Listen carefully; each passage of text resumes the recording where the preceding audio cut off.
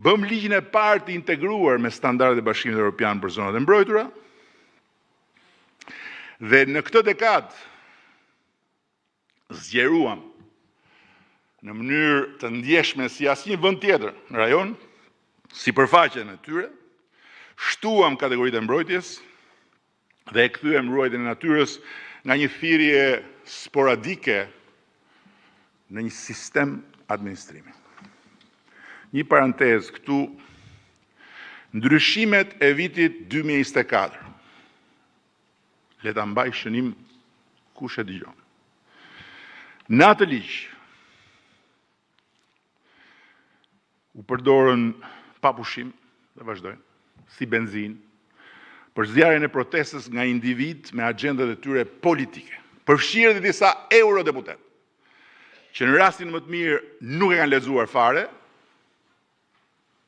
çfarë kemi ndryshuar, ndërsa në rastin më të keq kanë dashur ta besojnë rolin e viktimave të imperializmit amerikan. Por e vërteta është se ato ndryshime janë bërë në përputhje me direktivën europiane. Dhe fatmirësisht, nuk është këtu fjala ime kundër fjalës së atyre që mendojnë ndryshe, po ka një proces në zbatim të kalendarit negociatave, ku do skanohen një për një me Komisionin Evropian për ta përputhur krejt atë ligj 100% me direktivën e BE-s edhe ato ndryshime. Kështu që ky konflikt i stisur do zgjidhet për bukuri në rrugën e negociatave, ku nuk kalon asgjë pa miratimin e Komisionit. Tani, let ngrej dorë një vetëm këtu, në këtë sallë, jashtë mureve të kësaj salle, kudo në Shqipëri, apo jashtë kufive të Shqipërisë, dhe të thotë, po unë e kisha imagjinuar, në kohën e koreve shurdhuse të sharrave elektrike dhe atyre shkulmuse të çifteve shfarose, se do vinte një ditë kur po në të njëjtin bulevard, ku në atë kohë sharrash dhe çiftesh protestuesit vriteshin si shpendët e lagunave me plumba nga dritarët e kryeministrisë, do vërshonte një protestë masive qytetare për fatin e biodiversitetit të një lagune të vendit.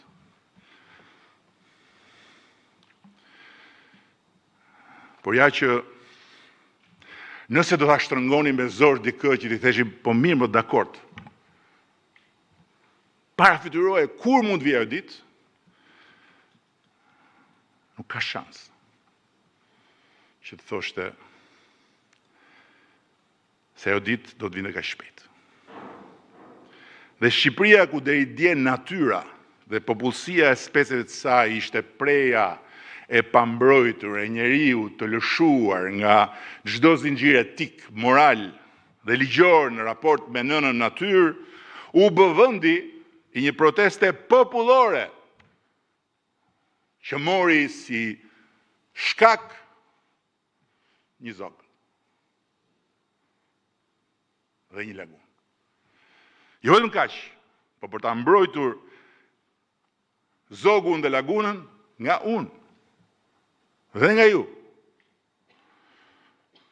që biodiversitetit i kemi kthyer për kushtimin e ekzekutivit dhe të legjislativit me rezultate as pak modeste. Mos mirënjohje, në asnjë mënyrë jo. Edhe këtu, Chelsea, na jep ai që e kuptoj shumë herët dhe shumë më qartë se shumë tjerë, Tocqueville prap. Pakënaqësia nuk rritet thjesht në një realitet ku njerëzit e kanë humbur shpresën, por rritet mbi të gjitha aty ku shpresa është rritur më shpejt se realiteti. Sepse kur një shoqëri bindet nga vetë fakti se ndryshimi po ndodh, duke e prekur me sy që ndryshimi është i mundur, çdo gjë që ende nuk ka ndryshuar i duket e padurueshme. Bulevardi Flamingove është prova më shëmbullore se shqiptarët nuk e krahasojnë më Shqipërinë me vendin e mungesave nga ku ne të gjithë bashku u nisëm me bekimin e tyre, po me vendin e mundësive ku ata mezi presin të mbrin. Prandaj nuk na vlerësojnë më, vetëm për çfarë kemi ndryshuar.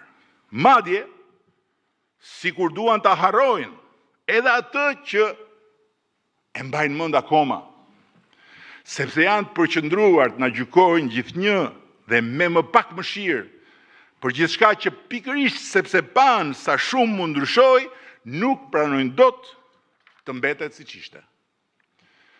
Prandaj, shokë dhe shoqe, udhkryqi për cilin kam folur edhe më parë, po as jam kuptuar si duhet, as kam qenë në gjendje ta perceptoj sa duhet përpara se ta shikoja veten te pasqyra e bulevardit të Flamingove, është ky.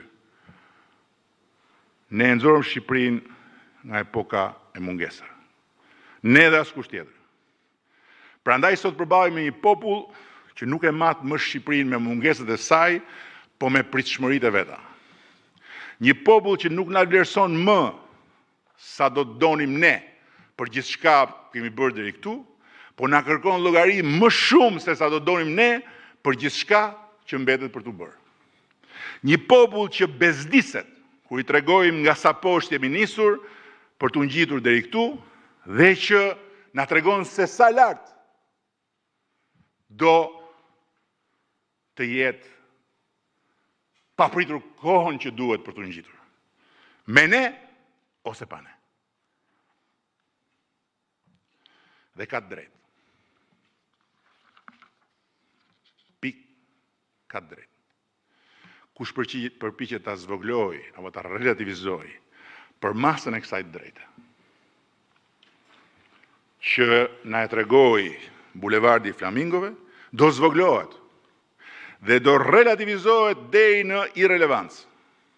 Madje, sa më i madh dhe i fortë jesh përballë kësaj drejte, aq më rrezikje. Nëse nuk e kupton se kjo e drejtë është më e madhe dhe më e fortë se sa ti, qofsh dhe vetë Partia Socialiste, apo u quajtsh edhe Edi Rama po deshe. 3 mandate me radhë, ne folëm me gjuhën e fakteve,